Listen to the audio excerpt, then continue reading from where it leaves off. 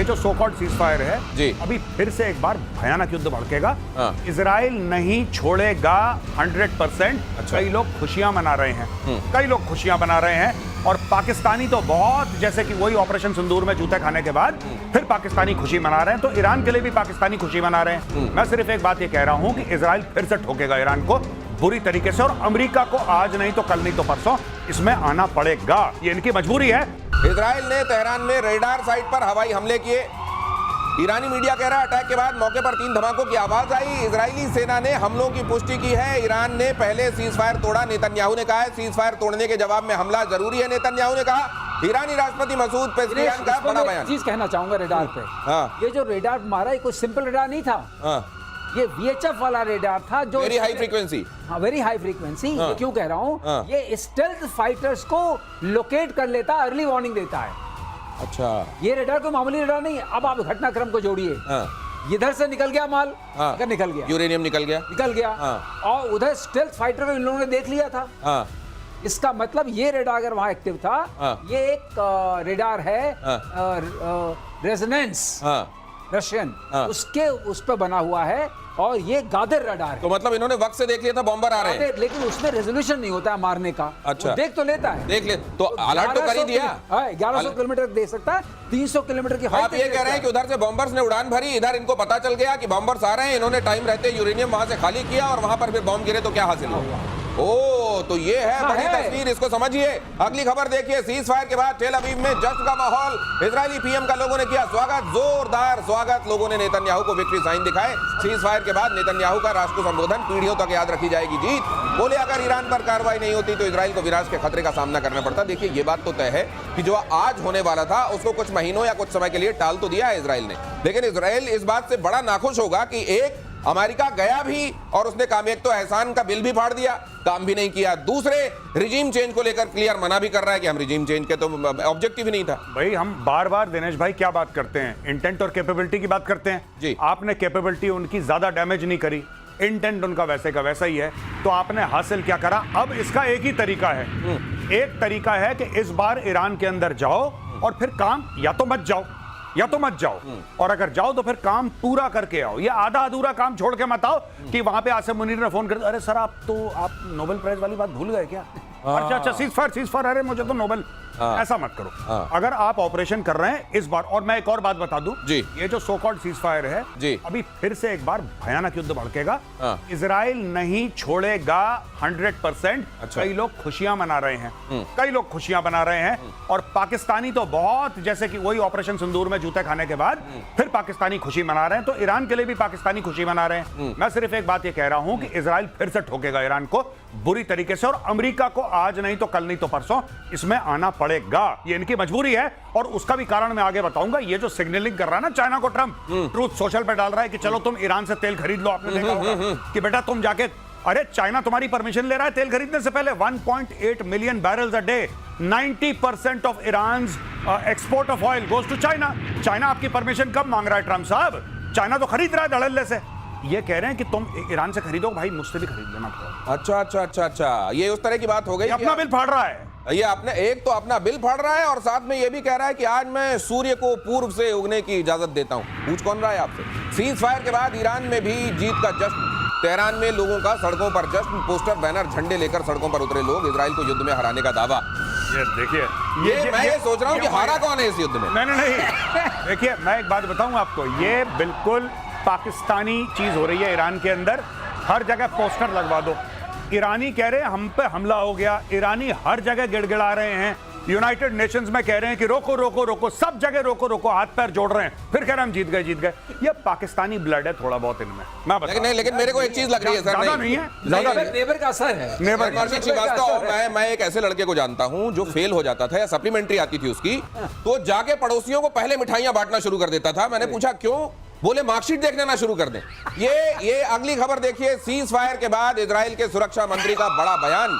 Israel को दुश्मनों के खिलाफ नर्क का दरवाजा खोल देना चाहिए। खोल देना चाहिए मतलब अभी तक खोला नहीं है, ये वहां पे रियलाइजेशन है कि जो काम था वो अधूरा रह गया है। अधूरा तो है, बिल्कुल सही कह रहे हैं। बेन ग्विर इतमार ने ईरान में सत्ता परिवर्तन की वकालत की। पीएम नेतन्याहू के बेहद करीब बेन ग्विर इतमार कह रहे हैं सत्ता परिवर्तन होना चाहिए। ट्रंप कह रहे हैं सत्ता परिवर्तन से तो अराजकता आ जाती है। नहीं, और ट्रंप एक बार ये कह रहे हैं कि अराजकता आ जाती है, दूसरी बार कहते हैं मेक ईरान ग्रेट अगेन। ये दोनों चीजें ट्रंप कह रहे हैं। देखिए ट्रंप का भी अच्छा है, उसको दोनों हाथ में लड्डू चाहिए, कभी ये खाएगा कभी ये, उसकी मर्जी है, उसको जैसे पहले नोबेल मिल जाए वो उसको मतलब दैट्स ओके। नहीं, लेकिन एक चीज है, आप जिसको भी आप बताइए, आपको कितना विश्वास है कि जो ट्रंप बोल रहे हैं कल भी वही बोलेंगे? नहीं, ये तो उनको भी खुद को भी भरोसा नहीं है। वो कहता है ना कि मुझे खुद नहीं पता मैं क्या करने वाला हूं, मैं क्या बोलूंगा। ये वो ट्रंप के साथ है, मुंह है कि मानता नहीं, वो कभी भी कुछ भी बोल सकते हैं। लेकिन सवाल एक है, वो तमाम कंट्रीज जिनकी तरफ ट्रंप की, अमेरिका की नजर चली जाती है, ट्रंप के खास तौर से, मेक फलाना ग्रेट अगेन, अब हाथ जोड़ लेंगे भाई साहब, हमको ग्रेट नहीं बनना, ये यूक्रेन को ग्रेट अगेन, ये अफगानिस्तान ग्रेट अगेन, ये सब अब ईरान ग्रेट अगेन। अगली खबर देखिए, ईरान में सत्ता परिवर्तन की इजरायली डिमांड के बीच अमेरिकी प्रेसिडेंट ट्रंप का एक और बयान लीजिए। मैं ईरान में सत्ता परिवर्तन, यही मैं कह रहा था, नहीं चाहता सत्ता परिवर्तन, अराजकता लेकर आता है। ईरान के पास बहुत तेल है, वो बेहतर कर सकता है। देखिए मतलब दुनिया भर की बातें करने के बाद तेल, वो उसको वो अपना भला खुद कर सकता है, फलाना कर सकता है, अराजकता फैलेगी, तेल, उसके पास तेल बहुत है, अपना अच्छा, तो सीधे बोल देते भाई साहब तेल। इनको यूक्रेन में क्या दिख रहा था? मिनरल्स। आप सुना है बलूचिस्तान को लेके बात कर रहा है पाकिस्तान, रेयर अर्थ बहुत है, ले लेना। रेयर अर्थ है, इनको यही दिखता है, सबको सब कुछ दिखता है, इनको सिर्फ यही दिखता है। ये इतना सारा, मैं ये समझना, मैं ये दो तीन बातें समझने की कोशिश कर रहा हूं। एक तो Pakistan mid air fuelling refuelling कहां पर हुई, ये बात वो कह रहा है भारत के एयर स्पेस का इस्तेमाल हुआ, इधर से कहा जा रहा, वो पाकिस्तान ने जो टॉर्च दिखाई थी आपने पहले दिन दिखाया। क्या ईरान को ये पता नहीं कि ये खुशियां जरूर मना रहे हैं लेकिन मेरे हितैषी नहीं है पाकिस्तान के लोग? बिल्कुल सही है, बिल्कुल पता है, और ये इनके ऊपर एयर स्ट्राइक कर चुके हैं, और इनको ये पता है कि जो बलूचिस्तान वाला मसला है उसमें ये भी शामिल है। तो सब मिला जुला के पाकिस्तान से ईरान बहुत सावधान और सतर्क रहता है। ये उम्मा की बात चल के जितनी बात हो जाए, और आपने वो भी देख लिया उम्मा कैसे चलता है, ऐसे चलता है कि वो जाके बेचा है सब कुछ, अब आके यहाँ बोलने लगे। जब लोगों ने विरोध किया तब मुनीर जी ने मुनीर ने मुंह खोला। आपने सुना कभी? आपने सुना? उसने रख रखा है प्रधानमंत्री मुंह खोलने के लिए, मुंह खोला, वो कहता है ये मेरा छोटा भाई है, ये बकवास करेगा, ये काम ही वही करता है। और ट्रंप क्या है? ट्रंप इज बड़े भाई हैं sir, Trump is English speaking Khawaja Asif. वो इंग्लिश स्पीकिंग ख्वाजा आसिफ है ट्रंप। ये जैसे वो छोड़ता तो ये भी छोड़, ऐसा वो पार्लियामेंट से बोलता है, ये एयरक्राफ्ट के, हाँ, ये इधर से बोलते हैं। हमला करने के बाद ईरान ने कतर से मांगी माफी। अगली खबर देखिए, कतर और उसके लोग हमारे टारगेट नहीं है, ईरान ने कहा। हमने अमेरिकन बेस पर अटैक किया था, ईरान ने कहा। कतर हमारा भाई मुल्क है। अब ये समझ में नहीं आता, भाई भी रहते हैं, फिर ये चतुराई भी रहती है। कतर के शेख ने फिर से ईरान की आलोचना की। कतर पानी पी पी के गाली दे रहा है। ये कह रहे हैं नहीं, हमने तो केवल वहाँ उसको अमेरिकन बेस को निशाना बनाया था, और वहां पर कतर को कहते हैं, ये भी इन्होंने पहले बता दिया था कि भाई देख, एक मारना पड़ेगा। और अमेरिका को भी ये फोन कर दिया, इज्जत की बात, क्योंकि वहां तमाम जगह पर लोग ये कह रहे हैं कि हमको तो मालूम था, हमको पहले कह दिया था कि इस जगह से दूर रहना। जब कुछ साल पहले इन्होंने अमेरिकन ने कासिम सुलेमानी को मारा बगदाद एयरपोर्ट के बाद, वो गाड़ी में जा रहा था, ऊपर मारी, हेलफायर खत्म कर दिया कासिम सुलेमानी, जो कुड्स फोर्स का हेड था। तब आपको पता है दिनेश, तब भी जब ईरान ने बोला कि अब हम छोड़ेंगे नहीं और हम मार देंगे जान से, बड़ी लंबी चौड़ी इन्होंने स्पीच दी, बहुत लंबी चौड़ी स्पीच दी। उसके बाद चुपचाप अमेरिकन को फोन करा कि इस फलाने बेस पे इतने बजे हम मिसाइल मारने वाले, देख लेना भैया, तुम्हारा खाना तुम बिल दो, हमारा खाना हम बिल देंगे। अमेरिकन हट गए वहां से, वहां पे बम गिरे, कुछ उन्होंने उड़ा दिए पहले ही, कहानी खत्म हो गई। एक अमेरिकन कुत्ते को खरोच नहीं आई। इंसान तो बहुत बड़ी चीज है, अमेरिकन कुत्ते, क्योंकि उनके केनाइन यूनिट्स भी रहती हैं, इसलिए कहता हूं वहां पे एक कुत्ते को खरोच नहीं आई। ये है ईरान की बमबारी। तो ये सब पहले बता देते कि इनको पता है कि अगर कोई अमेरिकन मरा तो फिर रजीम चेंज कर देंगे बोलो। तो अगर आप ये समझते हैं कि केवल क्रिकेट में मैच फिक्स होता है, तो फिर से सोचिए, ऐसे खतरनाक मैच भी फिक्स हो सकते हैं कि। अगली खबर देखिए, अमेरिकी हमले पर पाकिस्तान ने ईरान को दिया धोखा। हमले की पहले निंदा की, फिर बैकफुट पर आया। राष्ट्रीय सुरक्षा समिति की मीटिंग में अमेरिकी हमलों का जिक्र नहीं, निंदा को चिंता व्यक्त करने वाला कदम बताए। गजब, निंदा टू चिंता, फ्रॉम निंदा टू चिंता व्यक्त करने वाला। ये बिल्कुल चिंता, पहले निंदा करी, फिर उन्होंने चिंता व्यक्त करी। अभी आपको मैं बता रहा हूं, इसके बाद ये चिंतन करेंगे। नहीं सर, एक चीज और, चिंता चिंतन, ये निंदा चिंता चिंतन जो करते हैं, इसी चिंतन में ये लोग कई बार ट्विटर में कुछ लिख देते हैं और वहां लिखना कंडेम ही चाहते हैं, और उसके बाद दुनिया कहती है, जब इनको बताती है भाई साहब एक बार होश में आओ जरा, क्या फूंक के बैठे हो, फिर उसके बाद उसको सुधारते हैं।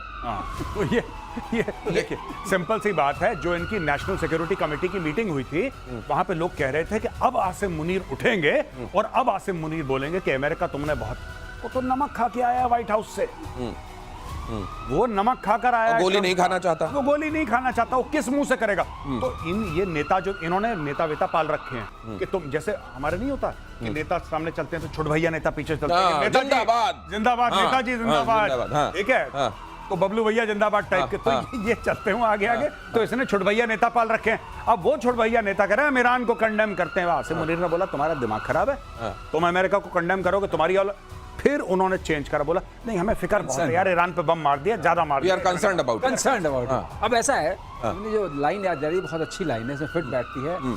सरदार मैंने आपका नमक खाया है, गोली खा। हाँ, गोली नहीं खाना, लेकिन सरदार अब बलूचिस्तान के खनिजों पर अमेरिका की नजर। लीजिए वही खबर देख लीजिए जरा, खनिजों को गिरवी रखने की तैयारी में पाकिस्तान। आगे मोदी ट्रंप के साथ बंद कमरे में बैठक में मुनीर ने दिया ऑफर। पाकिस्तान की नेशनल असेंबली में बंद कमरे में क्या क्या प्रॉमिस करके आ गए हैं वहां। मैं बता रहा हूँ, ये जस्ट इमेजिन। अच्छा, एक और ये बात नहीं है कि इसने बलूचिस्तान बेचने की कोशिश करी, ये पहले बलूचिस्तान को चीनियों को बेचना ऑलरेडी ये अग्री कर चुके हैं। जो गवादर है वो तो बलूचिस्तान तो में एक है, मकान की 2 रजिस्ट्री हो रही है क्या? और यही ये स्टोरी है। ये घोसला का घोसला हो रहा है। घोसला का घोसला है। ओह। इन्होंने बलूचिस्तान दो ये ऐसे कलाकार हैं लाहौरी, ये ऐसे कलाकार हैं। इन्होंने क्या करा, सबसे पहले चाइना को बोला कि तुसी फिक्र ना करो, ये चाइना पाकिस्तान इकोनॉमिक कॉरिडोर बनाओ, ये ग्वादर पोर्ट बनाओ। तो चीनी बेचारे लाओ पैसा लगाओ। इन्होंने सारा चीनियों का पैसा खा लिया। अब जब चाइना ने बोला कि नहीं यार हमें तो मार रहे हैं बलोच लिबरेशन आर्मी ठोक रही है हमें, हमारे इतने दर्जन भर चीनी इंजीनियर मार दिए, अब हम चाइना पाकिस्तान इकोनॉमिक कॉरिडोर में और लागत नहीं लगाते, हम नहीं डालेंगे पैसा, पहले तुम अपनी सिचुएशन सुधारो। तो उसने बोला यहां से तो देखो, यहां से दूध आना बंद हो गया। अरे तो फिर ये गए ट्रंप के पास, सर ऐसा है कि एक जगह है बलोचिस्तान, आपने नाम तो सुना ही होगा। कह रहा सर बड़े मिनरल है वहां पे, बड़े। हाँ, ये जा रहे इसने हैं। फिर ट्रंप को बेचा, इसने फिर ट्रंप को बेचा, और वही एक मकान की 2 रजिस्ट्री करवा के आया आसिम मुनीर, जो हम कहते हैं ना, सर अभी कह रहे थे कि सरकार मैंने आपका नमक खाया है, ले अब गोली खा। लेकिन अब इसमें एक चीज और देखिए, बलूचिस्तान जहां बलोच इनको घुसने नहीं दे रहे हैं, एक रेत का जर्रा नहीं उठाने दे रहे हैं, उस जगह को इन्होंने चीन को भी प्रॉमिस कर दिया, उसको अमेरिका को भी प्रॉमिस कर दिया। धन बेच रहे हैं दिनेश, और तुम देखो कितनी चतुराई है, ऐसे मानना पड़ेगा कि चाइना को भी बेच दिया, इसको भी बेच दिया। अब चाइना, अब ये लड़ेंगे आपस में, चाइना यूएस, ये कहेंगे मैं तो बेच चुका। नहीं, और फिर चाइना और यूएस के बीच में बात होगी, चाइना कहेगा तुम्हारे कहने पे मैं तेल ले रहा हूं, अब तुम चुप रहो। भाई साहब एक और चीज, आई एम सॉरी, ये मैं बताना भूल गया, माफी चाहता हूँ। इन भाइयों ने रशिया को भी बोला कि एक वार्म वाटर पोर्ट है इधर। ओ, 3 रजिस्ट्री है। ये 3 रजिस्ट्री करने के चक्कर में थे पहले, पर अब ये 2 रजिस्ट्री पे आ गए हैं। ये अमेरिकन को बोल दिया कि आप अब अमेरिकन वहां पे आ जाएंगे। तो ये देखिए, अब ना चाइना के साथ वो रिश्ते नहीं रहे पाकिस्तान के जो पहले थे, क्योंकि पाकिस्तान ने जितना बेवकूफ बनाना था चाइना को बना लिया, इन्होंने खूब पैसे लूटे। अब चाइना कह रहा है कि यार मैंने तुम्हारे $30 अरब डाल दिए यहाँ पे, $60 बिलियन डाले चाइना। सर वो पूरे 60 इन्वेस्ट नहीं हुए, अभी टोटल बजट था कि $60 अरब हमें डालने हैं। चाइना पाकिस्तान इकोनॉमिक कॉरिडोर के 30-35 अरब डाल चुके हैं, इसमें भी कई लोग खा चुके हैं। अब चाइना इनसे अकाउंटेबिलिटी मांग रहा है। चाइना कह रहा है कि यार कहां गए वो पैसे, हिसाब दो। अगर तुमने प्रॉमिस करा था कि हमारे बंदे नहीं मारे जाएंगे, हम पोर्ट इस्तेमाल नहीं कर सकते, हमारे ऊपर हमले हो रहे हैं, कुछ तो करो।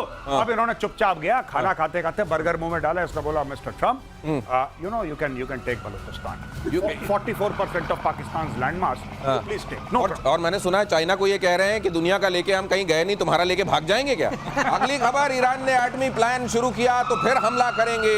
नेटो समिट में मीडिया से बोले डोनाल्ड ट्रंप ने ईरान पर बमबारी और हिरोशिमा पर परमाणु हमले की तुलना की। देख लीजिए, मतलब गजब है। ये तुलना भी जो अमेरिका ने ही किया हो, अमेरिका ने ही जापान पर बम पटका। अरे भाई साहब, कम से कम ये सोच लेते कि आप ही की कौम है वो जो इन्होंने ये काम किया था। खैर, इसकी तुलना कर दी। मीडिया से बोले डोनाल्ड ट्रंप ने ईरान पर बमबारी और हिरोशिमा पर परमाणु हमले की तुलना की। ईरान के एटमी साइट्स पर अमेरिका ने किया था अटैक, न्यूक्लियर प्रोग्राम से हटने के लिए तैयार नहीं है, वो ये कह रहे हैं ट्रंप। ये ट्रंप गजब की एनालॉजीज भी गजब की देते हैं। डायरेक्टली हिरोशिमा, मतलब इसको कम नहीं चाहिए, इसको चाहिए जो अल्टीमेट हो गया। और आज की तारीख में मैं शुरू से कह रहा हूं, मतलब कल परसों जब से सीज फायर हुआ है ना, तब से मैं यही बात कह रहा हूं, इनको वापस आना पड़ेगा, इनकी मजबूरी है। देखिए, ये कह रहा है चीन से तेल खरीद लो, चलो चीन ने खरीद लिया। ईरान अब क्या करेगा? अगले 1 हफ्ते में ईरान चाइना को और डिस्काउंट देगा। कह रहा और तेल उठाओ, उठाना है जितना उठाओ, चाइना उठाएगा, तेल की कोई कमी नहीं है और कोई खरीद नहीं रहा। बाकी 2-3 और देश बोलेंगे कि हमें भी दे दो। सर हम क्या ले सकते हैं जैसे चाइना ले रहा है? अब इसमें होगा क्या, इनके पास आएंगे पैसे, ईरान के पास, ईरान उन पैसे का क्या करेगा, वापस न्यूक्लियर में लगाएगा, वापस हमास हिजबुल्ला, ये फिर से कुछ ड्रामा करेंगे, फिर से ये बमबारी होगी। This circle will repeat itself. ये कहीं नहीं जा रहा है, यहीं पे रहेगा ये। ओ, तो ये एक विशेष सर्किल है, ये एक दुष्चक्र है और ये दुष्चक्र आपको फिर से घटित होता हुआ दिखाएगा। नेटो देश पर हमला कर सकता है रूस। अगली खबर देखिए, यूरोपीय देशों पर दाग सकता है मिसाइलें। बाल्टिक पर हमले से हो सकती है शुरुआत। एस्टोनिया पर या लातविया पर हमले की आशंका। उधर रूस जो है थोड़े थोड़े दिनों में बाल्टिक देशों को मतलब छींकता रहता है, कहते हैं उसकी छींक से ही उधर बाल्टिक देश जो है हिल जाते हैं।